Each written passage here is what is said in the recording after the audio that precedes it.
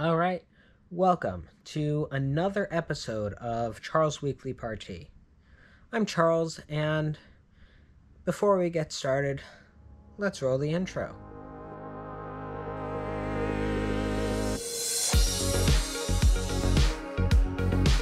All right, so today is going to be a little bit of a different episode again.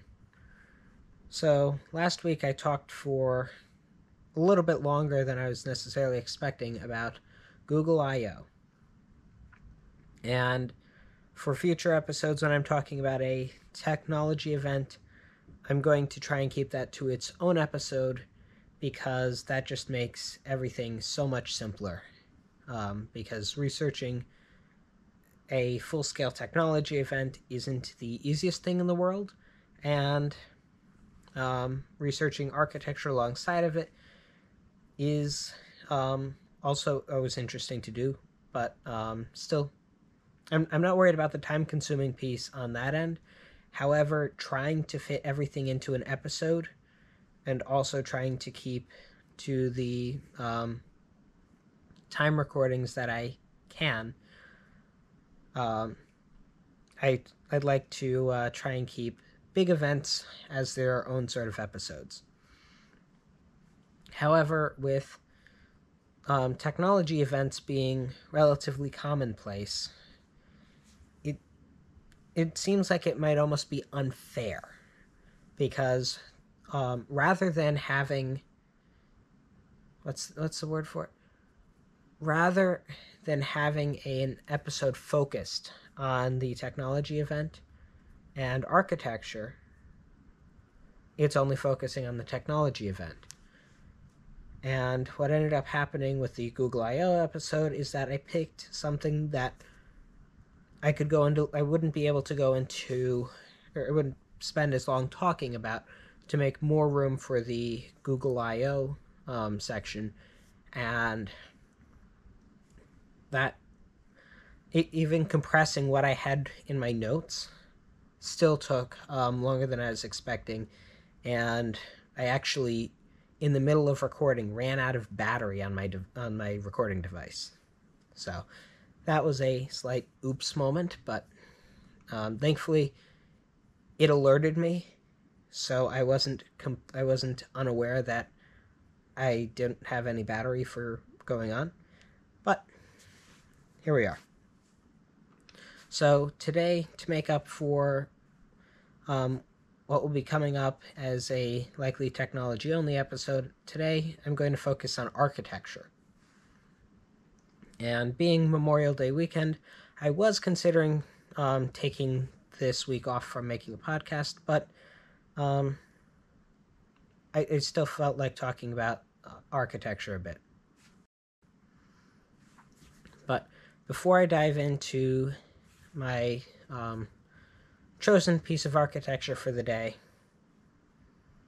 I'd like to briefly share a couple of thoughts regarding Memorial Day.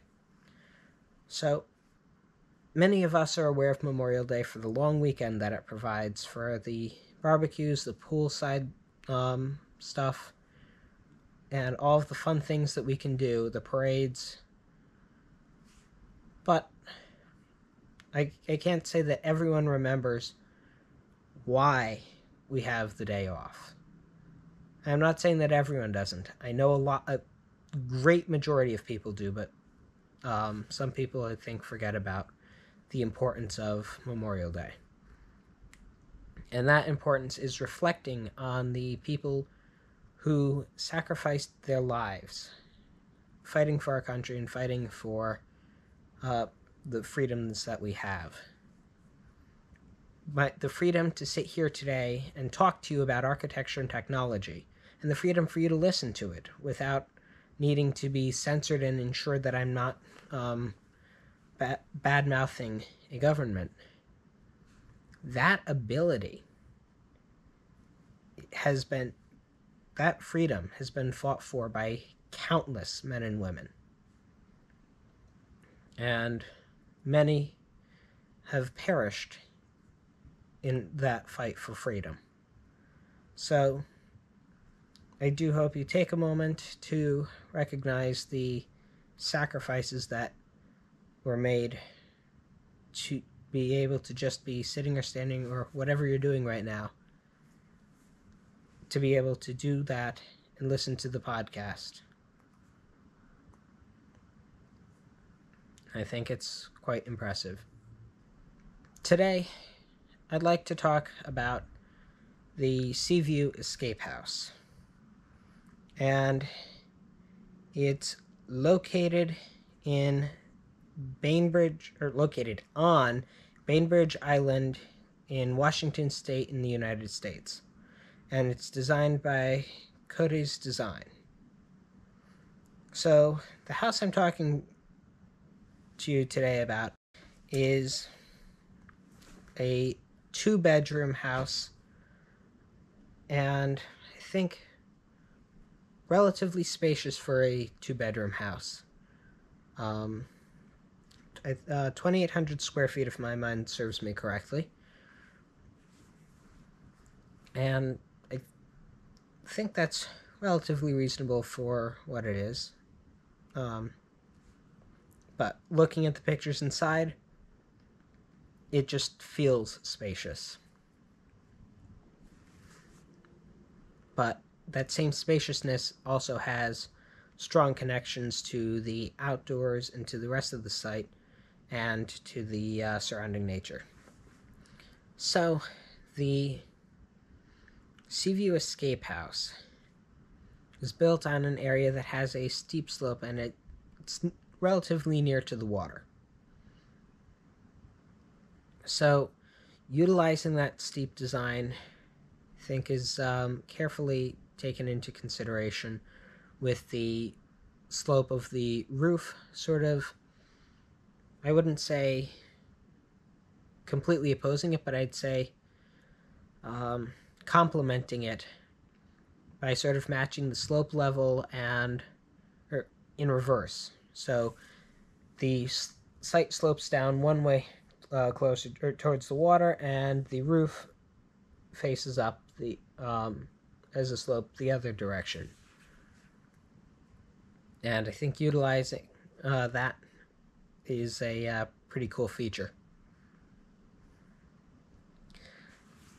So, with a lot of the houses that I've talked about, this one also shares in the open design sort of characteristic of modern home design. But it does it in its own special way. And utilizing a stone wall, the open communal shared spaces are all on one side of a sort of central stone wall, and all of the private spaces are on the other side of that same wall. So I think that separation between, what's the appropriate term? Between the public and private spaces, so to speak, are there, even though the whole house is sort of its own private area. Now, the house is actually part of a 2-house development. So a couple of siblings decided to utilize land that had been in their family to create a new couple of new homes that were sort of connected with each other, but also separate from one another, and having them close enough so that you're not, it's like having your family for a neighbor, and then also having the ability to have large family gatherings on site. So, as part of the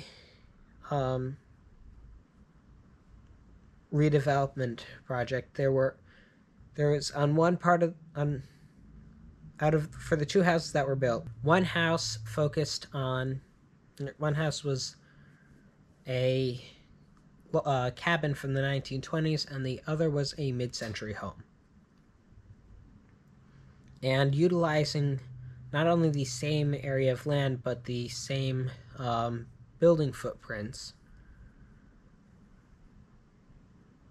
I think really allowed for the history of the site to be recognized with the future development. So right now I'm only talking about one part of the property, the Seaview Escape House. Maybe I'll talk about the other one in the next episode. So in order to keep these two in sort of a connected fashion, show that they belonged with one another, both of them used a similar design palette featuring stone, concrete, wood, and metal. So, as I mentioned before, the stone is used to separate the public and the private spaces, and that's the focal point of that's the spot in the whole property where the stone is used for the separation of the two spaces. And in order to appropriately make it capable of larger family gatherings, many people have had family gatherings that you have indoors and outdoors, but there's always just one door connecting the two together, the indoors and the outdoor spaces together. So you feel like if you're inside, you're separated from the people who are outside, and vice versa. And having gone to a gathering today, I can tell you that that was also the case where I was. But rather than saying, okay, let's have one door that separates the two, the the dining room and the family room both feature operable windows, so that you can it's like having, if you can imagine the standard sliding door to a deck. It's sort of like that, except the doors sort of fold more like a partition wall, and they all fold down into one place, so that you can turn what was a wall of windows into a really big doorway to your backyard. I think that's just amazing. Being able to do that with the two rooms and even though it's an open design, you can see in the interiors, because while the family room and the dining room both connect to the outside with the exact same moving partition walls, they're two separate movable walls.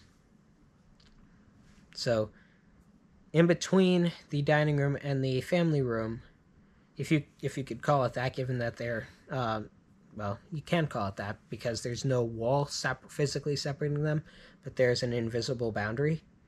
And what sort of helps point out where that boundary is in between the dining room's moving wall and the family room's moving wall, there's a non-moving support. And that is what helps delineate the two different spaces. The kitchen, which connects with both of those, both the living room or both the family room and the dining room,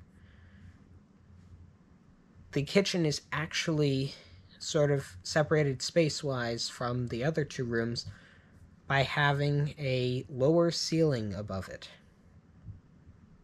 So where you have the kitchen has a lower ceiling, so you can see both the bottom and the top of the ceiling.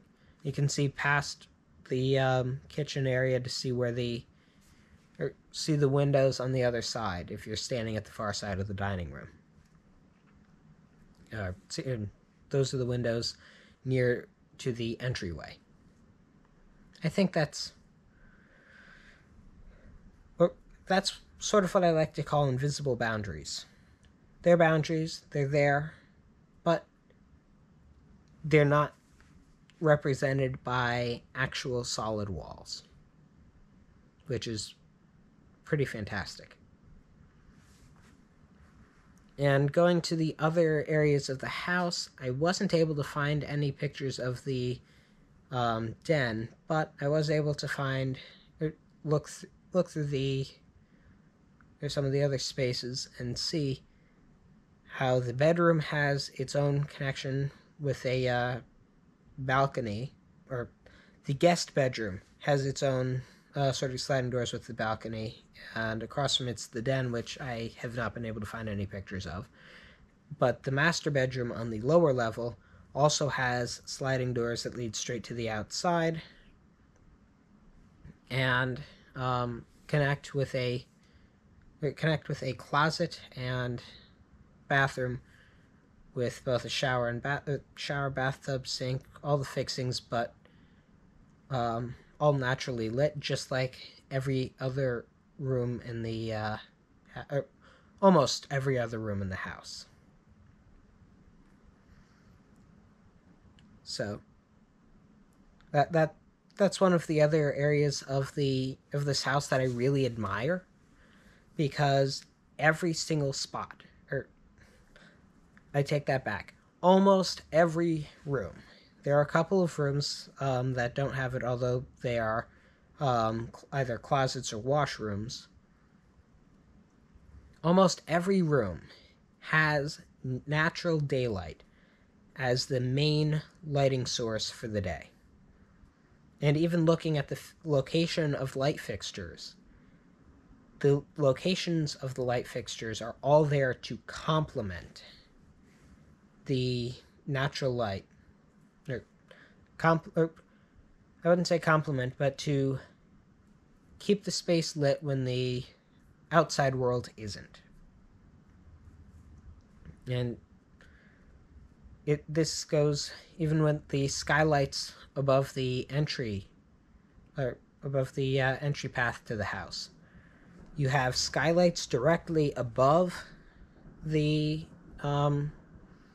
steps down to the entrance, but next to each of the skylights is a small little light fixture, and that should provide enough light so that at nighttime the space can be illuminated, but you can still look up and see that starry night sky. So making sure that the lighting doesn't obstruct the views that are provided from having as much glass and daylight in there.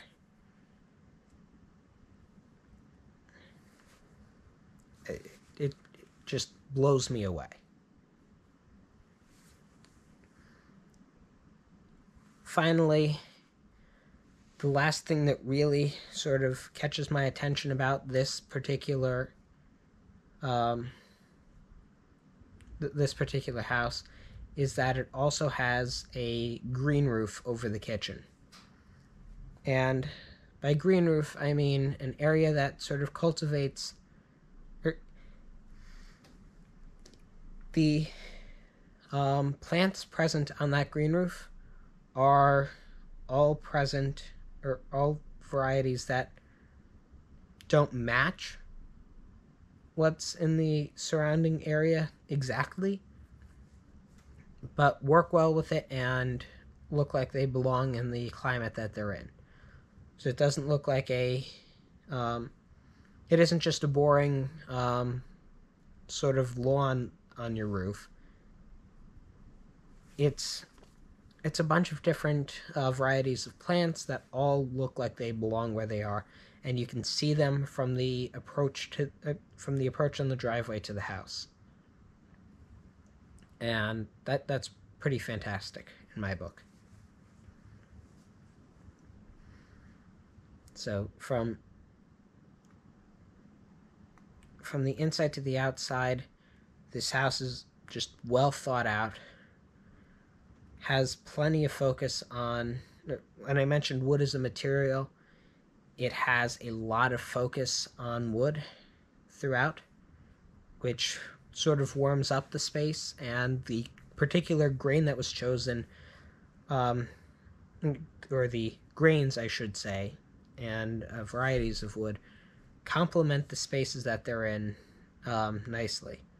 So from the outside, the operable walls that I mentioned, the sliding glass walls that I mentioned, are black on the outside, but on the inside, the sliding walls are all glass and wood that matches the surroundings of the same wood grain is on the operable walls as is surrounding that operable wall, which helps make it seem like more of a wall when it's there. It doesn't feel it feels like it's just windows, and it doesn't feel like you're missing anything because the door to the outside is shut. Which, in comparison with the average glass sliding door, you can tell when you see a deck door whether it's opened or closed or whatnot. But just having the ability to have something look like it belongs there, whether it's open or closed, takes the cake. Now, the other thing I'd like to talk about today is actually something I've looked at in a previous episode. So, in episode 3 of this season, I talked about the vessel, which is located in New York City in the Hudson Yards development. And as of my recording of the last episode, as a result of a third suicide off of the structure, the vessel was closed to visitors until further notice. Now, I'm happy to say that the vessel has reopened, but there are some changes to the way it's operating. Previously, there was it was free to go on as long as you didn't mind scheduling your time in advance and getting your tickets in advance, but there will now be a $10 administration fee for climbing up the vessel. And further, from now on, solo visitors will not be permitted onto the vessel. And this is likely the move that was worked out with the different people that were being consulted to try and figure out how to keep further suicides from happening. So right now their solution is to have that administrative fee to try and up security and make it so you can't just walk up there for free. You actually have to spend something to do so. And also going and trying to make sure that if someone goes there with someone else, that someone else is likely going to be either friend or family. And I can see the logic that they're taking is that someone goes up there with a friend and family, they'll have someone there to stop them before if someone is in a mentally unstable state. So this is the solution that has been worked out for reopening the vessel. And part of the whole reasoning as to why they went down this path for the vessel was there were a lot of avenues that were discussed. And on an extreme level, there was a possible plan of not permitting people to go up the thing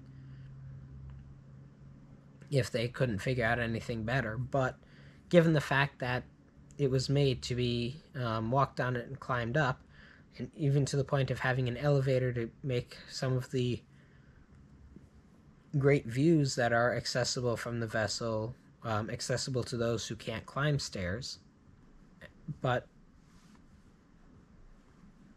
you also had ideas of taking and creating higher walls around the higher spaces to try and keep people from jumping off. When I went there, the walls are a little bit above waist height, if my mind serves me correctly.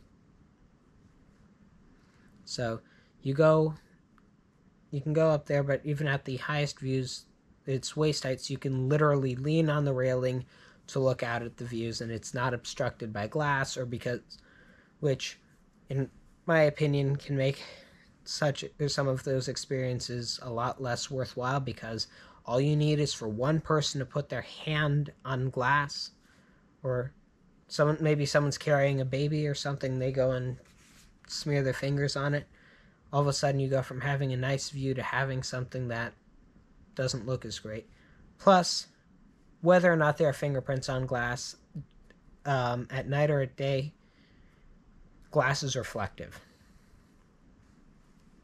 So, I've taken a picture at the top there with flash, and if you had glass there, you would not be able to see any of the view.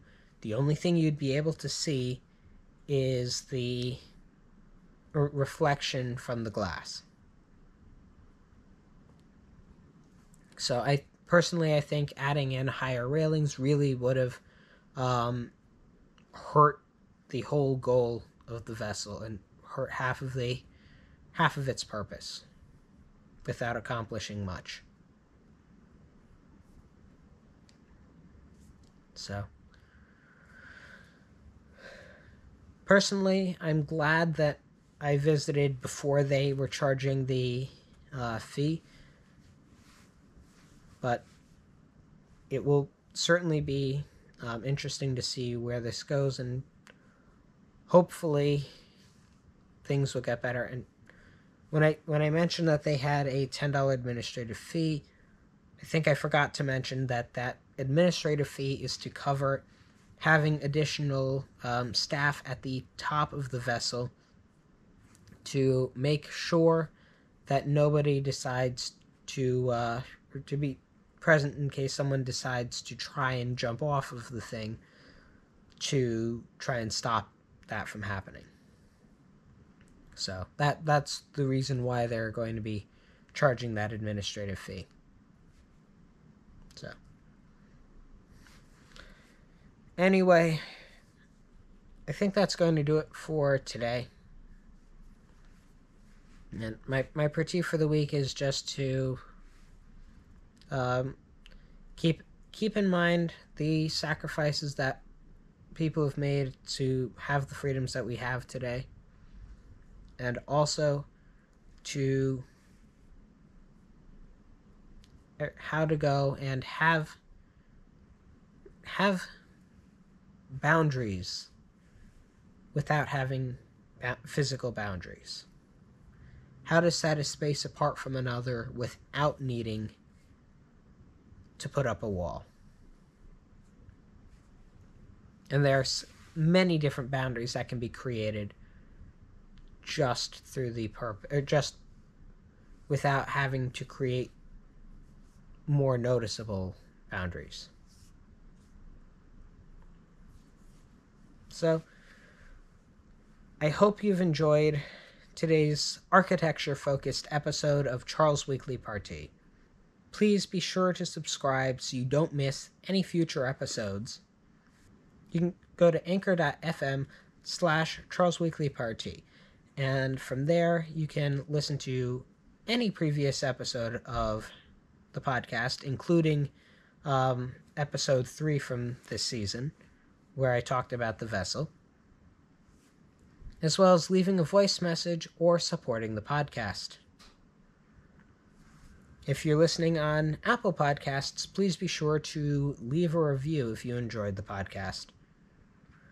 And lastly, if you want to see the action, and when I say action, occasionally I talk with my hands, but if you want to actually see me talk and deliver my weekly partie, then you can go to YouTube to see that. And that's linked up straight from the Anchor page as well. So, take care, enjoy your week, and this is Charles, signing off.